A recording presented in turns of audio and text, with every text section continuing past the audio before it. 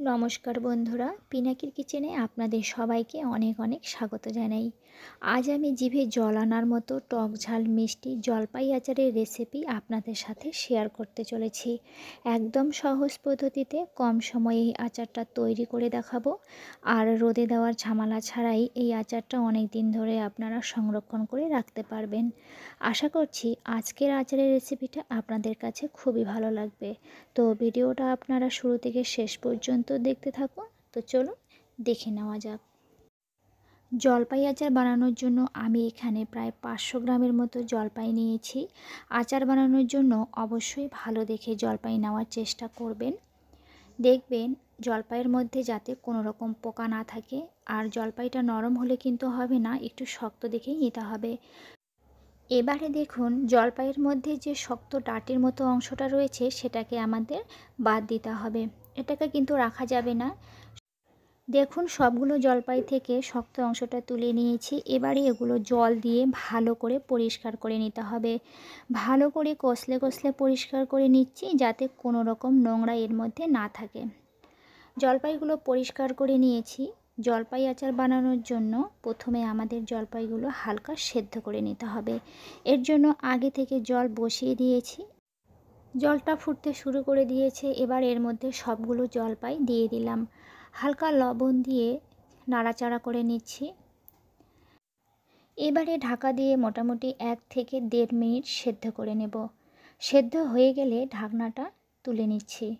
একটু দেখিয়ে দিচ্ছি, দেখুন জলপাইগুলো অনেকটাই নরম হয়ে গেছে কিন্তু একেবারেই সেদ্ধ হয়ে যায়নি। এইভাবেই আমাদের সেদ্ধ করে নিতে হবে। জলপাইগুলো জল ছাড়িয়ে তুলে নিচ্ছি আর একটা সুতি কাপড় দিয়ে এগুলোকে মুছে নিয়েছি।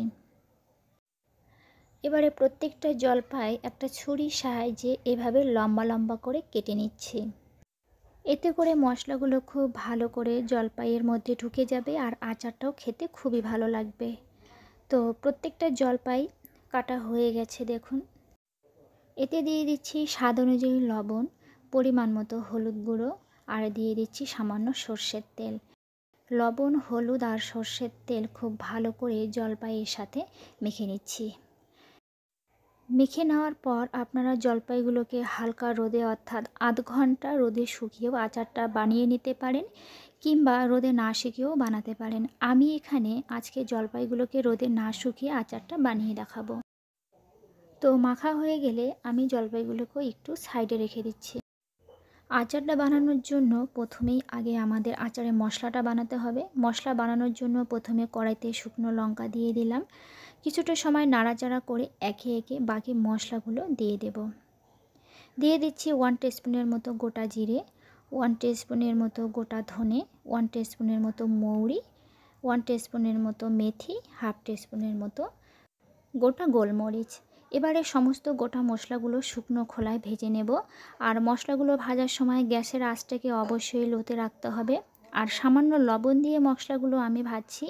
লবণ দেওয়ার ফলে আপনারা কিন্তু মশলাটাকে অনেক দিন ধরে সংরক্ষণ করে রাখতে পারবেন। খারাপ হয়ে যাওয়ার একদম সম্ভাবনা নেই।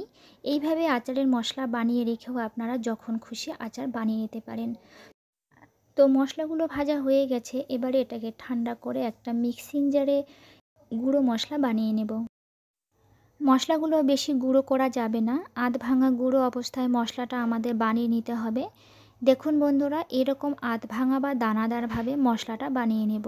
তো আমাদের মশলাটা কিন্তু একদম রেডি হয়ে গেল।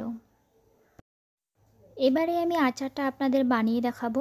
আচার বানানোর জন্য প্রথমে কড়াইটাকে খুব ভালো করে গরম করে নিয়ে দিয়ে দিলাম সামান্য সর্ষের তেল। অবশ্যই যে কোনো আচারের জন্য সর্ষের তেলই ব্যবহার করবেন। তেলটাকে খুব ভালো করে গরম করে দিয়ে দিয়েছি ফোড়নের জন্য শুকনো লঙ্কা আর হাফ টিস্পুন পাঁচফোড়ন। মশলাগুলো হালকা নাড়াচাড়া করে নিলাম। তেলটা কড়াইয়ের গায়ে খুব ভালো করে ছড়িয়ে দিচ্ছি যাতে আচারটা বানানোর সময় কড়াইয়ের গায়ে লেগে না যায়। কড়াইটা খুব ভালো করে গরম করে নিয়ে লবণ হলুদ মাখানো জলপাইগুলো এর মধ্যে দিয়ে দিচ্ছি।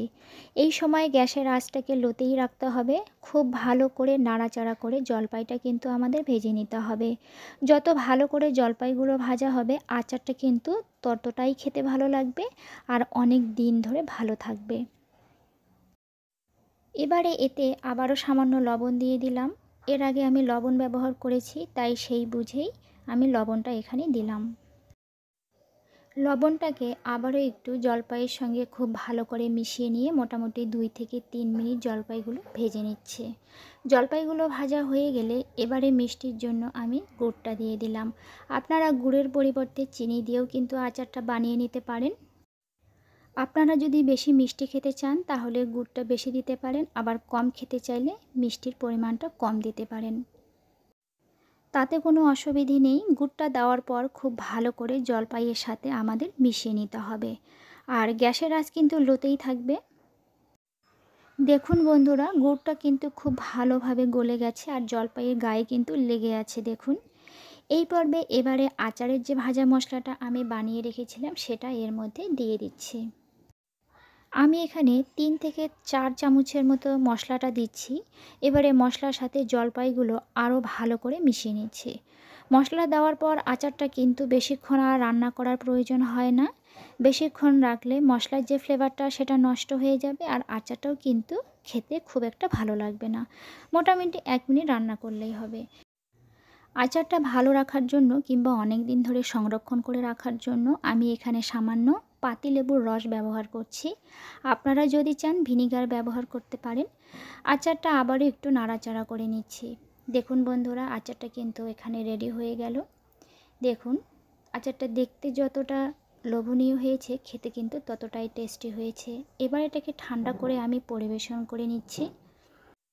আর আচারটাকে যদি আপনারা বেশি দিন ধরে সংরক্ষণ করে রাখতে চান তাহলে কাচের জারি রাখার চেষ্টা করবেন, এতে আচারটা ভালো থাকবে। আর যদি ডুবো তেলে রাখতে চান তাহলে সর্ষের তেলটাকে প্রথমে খুব ভালো করে গরম করে নেবেন, তারপর ঠান্ডা করে অর্থাৎ উষ্ণ গরম থাকবে এরকম অবস্থায় তেলটা এর মধ্যে রাখতে পারেন। আর যদি চান রোদে দেওয়ার তাতেও কোনো অসুবিধে নেই। বন্ধুরা, শীতের সিজন কিন্তু পড়ে গেছে আর বাজারেও কিন্তু এই সময় প্রচুর পরিমাণে জলপাই পাওয়া যাচ্ছে, তাই এটাই সঠিক সময় জলপাই আচার বানানোর। আশা করছি বন্ধুরা আজকের আচারের রেসিপিটা আপনাদের কাছে খুবই ভালো লেগেছে। ভালো লাগলে ভিডিওটিতে একটা লাইক দিয়ে বন্ধুদের সাথে অনেক অনেক শেয়ার করবেন। চ্যানেলে নতুন হয়ে থাকলে প্লিজ আমার চ্যানেলটি সাবস্ক্রাইব করবার অনুরোধ করছি। আজ তাহলে এ পর্যন্তই। আবারও হাজির হচ্ছে অন্য কোনো দিন নতুন কোনো রেসিপি নিয়ে। ততদিন সবাই ভালো থাকবেন, সুস্থ থাকবেন।